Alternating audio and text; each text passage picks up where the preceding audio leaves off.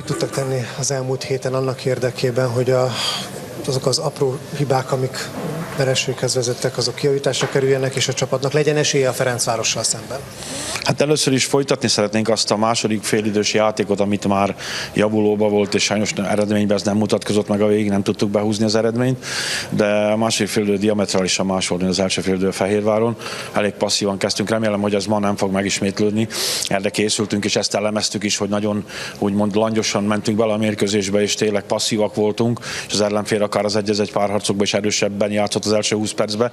Bár megvolt a Kolinak is egy helyzetje még a 0-0-nál, és rúgtunk egy lesgólt, de én azt gondolom, hogy ezt a 45 percet nem tudtuk behozni, vagy vissza a játékba. Pedig izgalmas megtalálni a Ferencváros ellen ezt az egyensúlyt, mert ugye a Groupama arénában is viszonylag sok helyzetet kialakította a Puskás Akadémia, aztán mégis 3-0-es vereség lett a vége, mert kockázatot vállalt, szóval hol kell meghúzni ezt a határt?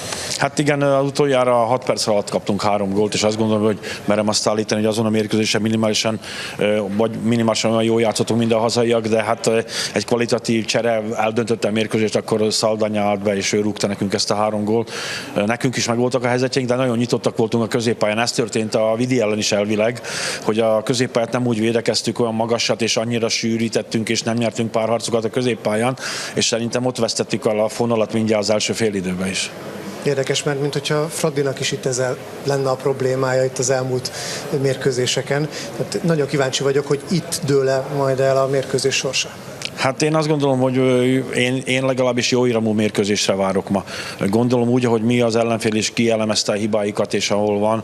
Ez még szerintem érezhető a téli fölkészülésbe, hogy a csapatok leálltak, és egy kicsit, és főleg ezek a betegségek, ezek a lehűlések, és majdnem minden csapat, amit vannak információnk, 3-4 ember kiesik, szóval nem egyszerű visszajönni a játékosoknak maximális terhelésbe, úgyhogy úgy érzem, hogy a Fradi is ilyen dolgokkal küzdött még, és nem ideális a teljesítményük, de ugyanez vonatkozik ránk, tehát remélem, hogy mi jobban fölkészültünk erre a mai mérkőzésre. A masszivitás szempontjából azért 2 fontos játékos most kiesett, eltiltás és sérülés miatt, Róla és Szolnoki, nélkülük is menni fog? Stram lesz elég a csapat hátul? Hát én mindig azt mondom, hát egy ilyen Ferencváros ellen ez egy magán motiváció, hogy játszik a csapat, az érezhető is rajtunk, és tényleg kvalitatív, nehéz ellenfél áll ma ellenünk pályára, de remélem, hogy a srácok kihúzzák magukat, és tényleg bátran fogunk focizni, és nem az a szándékunk, hogy védekezzünk, és mi döntetlenre húzzuk ki ezt a mérkőzést, mi ma is nyerni szeretnénk.